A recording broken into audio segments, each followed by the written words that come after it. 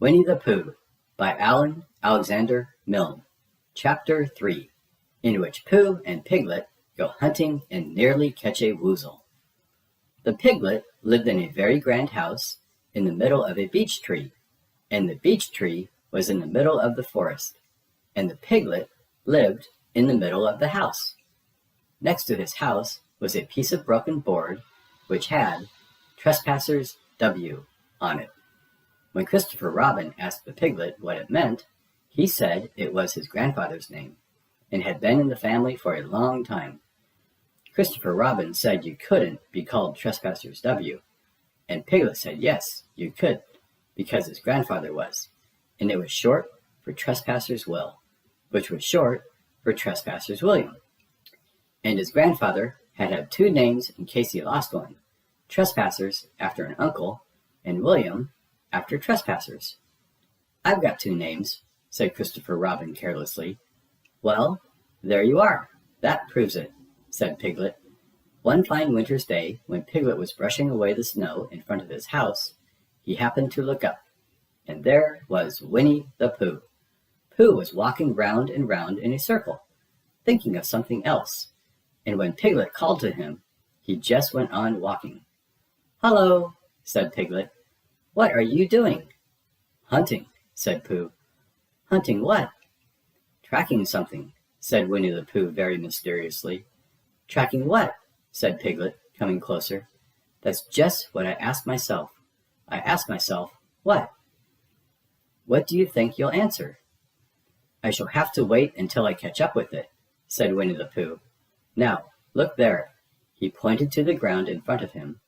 "What do you see there?" "Tracks," said Piglet. "Paw marks." He gave a little squeak of excitement. "Oh, Pooh, do you think it's a woozle?" "It may be," said Pooh. "Sometimes it is, and sometimes it isn't. You never can tell with paw marks." With these few words, he went on tracking, and Piglet, after watching him for a minute or two, ran after him. Winnie-the-Pooh had come to a sudden stop, and was bending over the tracks in a puzzled sort of way. "What's the matter?" asked Piglet. "It's a very funny thing," said Bear, "but there seem to be two animals now. This, whatever it is, has been joined by another, whatever it is, and the two of them are now proceeding in company. Would you mind coming with me, Piglet, in case they turn out to be hostile animals?" Piglet scratched his ear in a nice sort of way, and said that he had nothing to do until Friday, and would be delighted to come, in case it really was a woozle. "You mean, in case it really is two woozles," said Winnie-the-Pooh, and Piglet said that anyhow he had nothing to do until Friday, so off they went together. There was a small spinney of larch trees just here, and it seemed as if the two woozles, if that is what they were, had been going round the spinney. So round the spinney went Pooh and Piglet after them.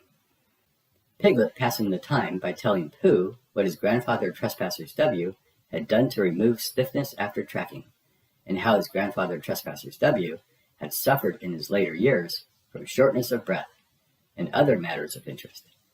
And Pooh, wondering what a grandfather was like, and if perhaps this was two grandfathers they were after now, and if so, whether he would be allowed to take one home and keep it, and what Christopher Robin would say. And still the tracks went on in front of them.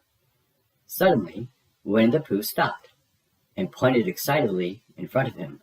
"Look!" "What?" said Piglet with a jump, and then, to show that he hadn't been frightened, he jumped up and down once or twice, more in an exercising sort of way. "The tracks," said Pooh. "A third animal has joined the other two." "Pooh!" cried Piglet. "Do you think it is another woozle?" "No," said Pooh, "because it makes different marks. It is either two woozles and one, as it might be Wizzle, or two, as it might be Wizzles and one, if so it is Woozle. Let us continue to follow them." So they went on, feeling just a little anxious now, in case the three animals in front of them were of hostile intent. And Piglet wished very much that his grandfather T.W. were there, instead of elsewhere, and Pooh thought how nice it would be if they met Christopher Robin suddenly, but quite accidentally, and only because he liked Christopher Robin so much. And then, all of a sudden, Winnie-the-Pooh stopped again and licked the tip of his nose in a cooling manner, for he was feeling more hot and anxious than ever in his life before. There were 4 animals in front of them. Do you see, Piglet? Look at their tracks. 3, as it were, Woozles, and 1, as it was, Wizzle. Another Woozle has joined them. And so it seemed to be. There were the tracks, crossing over each other here, getting muddled up with each other there, but, quite plainly, every now and then, the tracks of 4 sets of paws. I think, said Piglet, when he had licked the tip of his nose, too, and found that it brought very little comfort. I think that I have just remembered something. I have just remembered something that I forgot to do yesterday, and shan't be able to do tomorrow.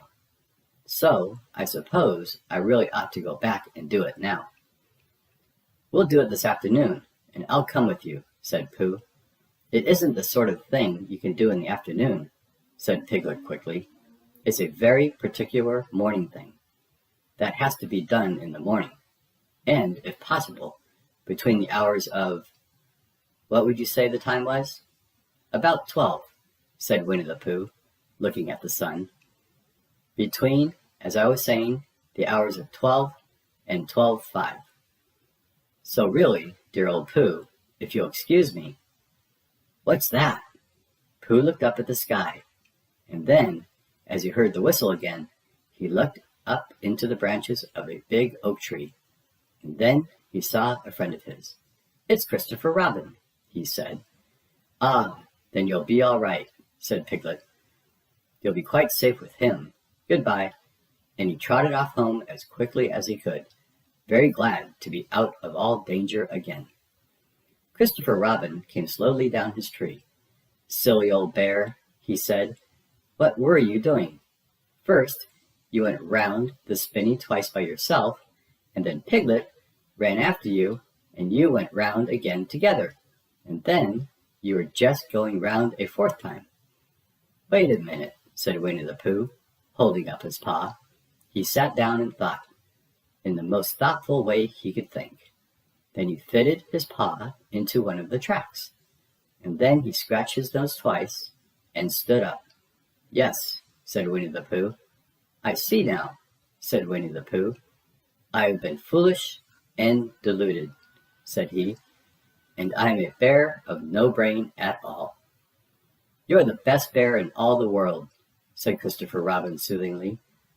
Am I? Said Pooh hopefully, and then he brightened up suddenly. Anyhow, he said, it is nearly luncheon time. So he went home for it. Well, the end. Thank you for reading Winnie-the-Pooh, and please join me for Chapter 4. Bye.